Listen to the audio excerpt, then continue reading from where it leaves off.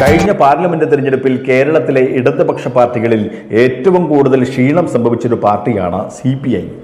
മത്സരിച്ച എല്ലായിടത്തും CPMന് കിട്ടിയ അതുപോലുള്ള വോട്ട് ഒരു മണ്ഡലത്തിലും ഈ പാർട്ടിക്ക് കിട്ടിയില്ലതാണ്. CPI മത്സരിച്ച തൃശ്ശൂരിൽ BJP അവിടെ ജയിക്കുകയും പന്ന്യൻ രവീന്ദ്രൻ മത്സരിച്ച തിരുവനന്തപുരത്ത് BJP രണ്ടാം സ്ഥാനത്തുമാണ്.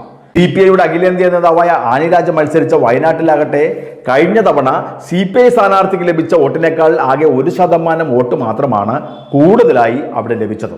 അതേസമയം അവിടെ BJP സ്ഥാനാർത്ഥിയായി മത്സരിച്ച K സുരേന്ദ്രനാകട്ടെ കഴിഞ്ഞ തവണ NDA സ്ഥാനാർത്ഥിക്ക് വയനാട്ടിൽ കിട്ടിയ വോട്ടിനേക്കാൾ 6% വോട്ട് കൂടുതൽ ലഭിച്ചു. എന്നാൽ രാഹുൽ ഗാന്ധിയാണ് വയനാട്ടിൽ വിജയിച്ചതെങ്കിലും രാഹുലിന് കഴിഞ്ഞ തവണ ലഭിച്ചതിനേക്കാൾ 5% വോട്ട് കുറവാണ് വയനാട്ടിൽ ലഭിച്ചിട്ടുള്ളത്. രാഹുൽ ഗാന്ധിയോട് മത്സരിക്കാൻ CPIയുടെ കേന്ദ്ര നേതാവായ ആനി രാജ മത്സരിക്കുവാൻ വന്നപ്പോൾ തന്നെ ഇന്ത്യ മുന്നണിയിൽ ഒരു മുറുമുറുപ്പൊക്കെ തുടങ്ങിയതാണ്. ദേശീയ തലത്തിൽ രാഹുൽ ഗാന്ധിക്ക് വേണ്ടി പ്രചാരണം നടത്തുകയും രാഹുൽ ഗാന്ധിക്ക് വേണ്ടി പ്രവർത്തിക്കുകയും ചെയ്യുന്ന ആനി രാജയുടെ ആ സ്ഥാനാർത്ഥിത്വത്തിന്റെ ഔചിത്യമില്ലായ്മയാണ് അന്ന് കൂടുതൽ ചർച്ച ചെയ്യപ്പെട്ടത്. അതേ സംബന്ധിച്ച വാഗ്വാദങ്ങൾ തെരഞ്ഞെടുപ്പിന് ശേഷമുള്ള CPIയുടെ ദേശീയ യോഗങ്ങളിൽ നടക്കുകയും ചെയ്തു. തനിക്ക് രാഹുൽ ഗാന്ധിക്കെതിരെ മത്സരിക്കുവാൻ ഒരു താല്പര്യമില്ലായിരുന്നുവെന്നും കേരള ഘടകത്തിന്റെ നിർബന്ധം മൂലമാണ് താൻ വയനാട്ടിൽ മത്സരിക്കുവാൻ വന്നതെന്നുള്ള തുറന്നു പറച്ചിലും ആനി രാജ കഴിഞ്ഞ ദിവസം നടത്തുകയുണ്ടായി. ബീഹാറിലെയും പഞ്ചാബിലേക്ക് ഉള്ള നേതാക്കൾ വലിയ വിമർശനമാണ് ഈ കാര്യത്തിൽ ആനി രാജയ്ക്കെതിരെ നടത്തിയതും.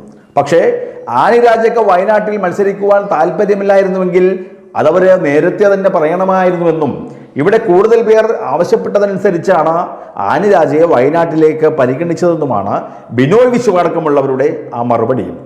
ഒരിക്കലും വിജയസാധ്യതയില്ലാത്ത സീറ്റിൽ ആനി രാജയെ കൊണ്ടുവന്ന് നിർത്തിയത് അതവരുടെ ദേശീയ തലത്തിലുള്ള ആ ഗ്രാഫ് അങ്ങനെ താഴേക്ക് ഇടിക്കുവാനുള്ള ഒരു താല്പര്യമായിരുന്നു എന്ന് പറയുന്നവരും CPIയിലുണ്ട്. ഏതായാലും വയനാട്ടിൽ മത്സരിച്ച് വിജയിച്ച രാഹുൽ ഗാന്ധി അദ്ദേഹത്തിൻ്റെ ME സ്ഥാനം ഇപ്പോൾ രാജിവെക്കുകയും രാഹുൽ വിജയിച്ച അമേഠിയിലെ സീറ്റ് നിലനിർത്തുകയും ചെയ്തിരിക്കുന്നു. അതിനാൽ വയനാട്ടിൽ ഉടൻ ഉപതെരഞ്ഞെടുപ്പ് ഇപ്പോൾ നടക്കുകയും ചെയ്യും. UDFന്റെ സ്ഥാനാർത്ഥിയായി രാഹുലിന് പകരം അദ്ദേഹത്തിന്റെ സഹോദരി പ്രിയങ്ക ഗാന്ധിയെ രാഹുൽ ഗാന്ധി തന്നെ ഇപ്പോൾ പ്രഖ്യാപിക്കുകയും ചെയ്തിട്ടുണ്ട്. വീണ്ടും ഒരു കടുകെട്ടി മത്സരം തന്നെയാണ് വയനാട്ടിൽ ഇപ്പോൾ തെളിയുന്നത്. പക്ഷേ പ്രിയങ്കയോട് ഏറ്റുമുട്ടാൻ താനില്ല എന്ന് ആനി രാജ ഇപ്പോൾ തന്നെ വ്യക്തമാക്കിയിരിക്കുന്നു. CPIയിൽ ഒരു ചാവേറാകാൻ ഒരു പ്രധാനപ്പെട്ട നേതാക്കൾ ആരും തയ്യാറല്ലതാനും. അപ്പോൾ ഒന്നിനും കൊള്ളാത്ത ഏതെങ്കിലുമൊക്കെ ഒരെണ്ണത്തിനെയാവും അവിടെ നറുക്ക് വീഴുക. പക്ഷേ ആരെയെങ്കിലും LDFന്റെ സ്ഥാനാർത്ഥിയായി വയനാട്ടിൽ മത്സരിപ്പിക്കുവാനാണ് CPIയുടെ തീരുമാനമെങ്കിൽ ആ നീക്കത്തെ എതിർക്കാനാണ് CPM ഇപ്പോൾ ആലോചിക്കുന്നത്. ഗാന്ധി കുടുംബത്തിന്റെ ഒരു കുത്തക സീറ്റായി വയനാട്ടിനെ മാറ്റിക്കൊടുക്കാൻ CPM തയ്യാറുമല്ല.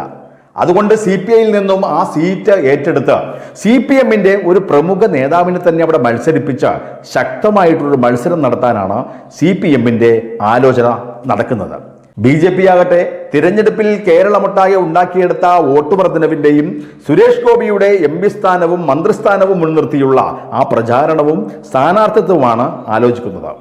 പ്രിയങ്കയ്ക്കെതിരെ ജനസ്വാധീനമുള്ള സ്ഥാനാർത്ഥിയെ തന്നെ നിർത്തി വയനാട്ടിലെ മത്സരം UDFും NDAയും തമ്മിലാക്കി തീർക്കുവാനുള്ള ഒരു ശ്രമത്തിലുമാണവർ.